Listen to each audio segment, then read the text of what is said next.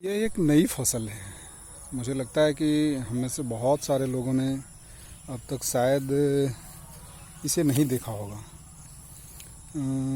ये मड़ुआ मड़ुआ हम लोग इधर मगध इलाके में तो इसे मड़ुआ ही कहते हैं। और इसका आटा ख़ास तौर से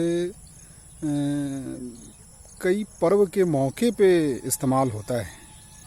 हालांकि कहा जाता है कि बहुत फ़ायदेमंद भी है सेहत की दृष्टि से।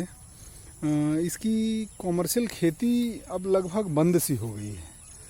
मैंने तो इस साल पहली बार अपने यहाँ ये मड़ुआ का पौधा देखा है, जिसे कुछ किसानों ने थोड़ी सी ज़मीन पे लगाया है। मैं बहुत क्लोजली आपको दिखाना चाहूँगा ये मड़ुआ का पौधा।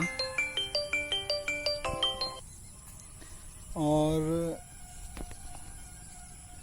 इसे हमारे कुछ किसानों ने प्रयोग के तौर पर लगाया है। हो सकता है ये हर साल लगाते हों। इसका आटा सामान्य गेहूं के आटे से महंगा ही बिकता है। फिर भी सारे किसान इसकी खेती नहीं करते या करना नहीं चाहते।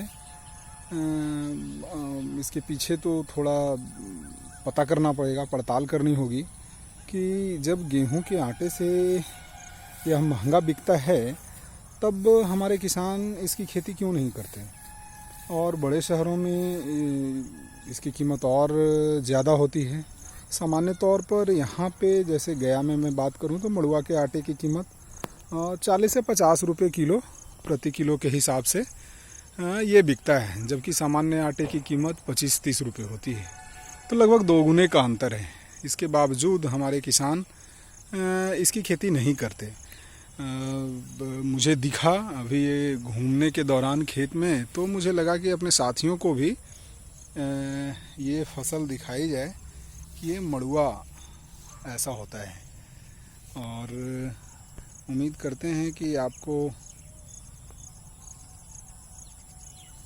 ये मड़ुए की फसल देखकर अच्छी लगी होगी, थोड़ी क्यूरियोसिटी आई होगी जैसे मैंने पहली बार देखा। अब ये एक तरह से रेयर क्रॉप्स हो गया है। जैसे बहुत सारी पौधे की प्रजातियां दुर्लभ होती जा रही हैं, पक्षियों की प्रजातियां दुर्लभ होती जा रही हैं, तो ये फसल भी अब इस इलाके में तो दुर्लभ ही होती जा रही है। सामान्य तौर पर इसकी खेती नहीं दिखती, जबकि ये बहुत कम पानी में, बहुत कम खाद में, बहुत कम मेहनत में आराम से इसकी उपज होती है और पैदावार भी अच्छी होती है। बावजूद इसके किसानों की इसमें दिलचस्पी नहीं है। थोड़ी जागरूकता लानी होगी किसानों के बीच। वो अभी भी परंपरागत धान गेहूं की फसल को ही खेती मानते हैं। इसके अलावे बाकी जो भी प्रायोगिक तौर पर हो सकता है वो करने से वो हिचकते हैं। इसकी एक वजह भी है, शायद वो अब रिस्क नहीं लेना चाहते। अब वो इस स्थिति में नहीं है कि कोई रिस्क लिया जाए इन नए नए पौधों, नई नई फसलों को लेकर के। यही वजह है कि वो परंपरागत रूप से कम उसमें फूड सिक्योरिटी तो रहती है। कुछ नहीं हुआ तो कम से कम खाने लायक, खाने भर, साल भर के खाने का इंतज़ाम तो हो ही जाएगा। और मुझे लगता है कि इसमें कोई बुरा भी नहीं है।